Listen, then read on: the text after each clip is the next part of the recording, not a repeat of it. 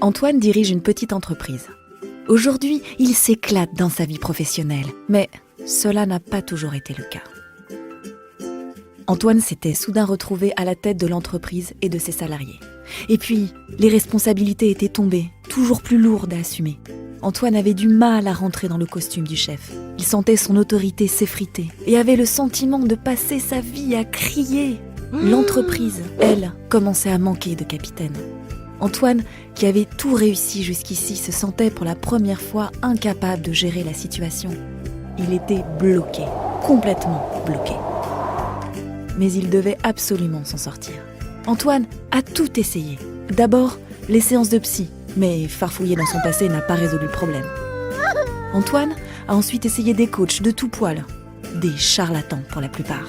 Tous lui demandaient de devenir une personne qu'il n'était pas, que des échecs.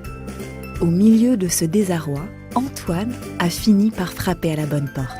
Il est tombé sur de vrais coachs, de vrais professionnels, des guides, des éclaireurs. Antoine a compris l'homme qu'il est aujourd'hui, son mode de fonctionnement affectif, professionnel, émotionnel, son rapport aux autres, ses valeurs.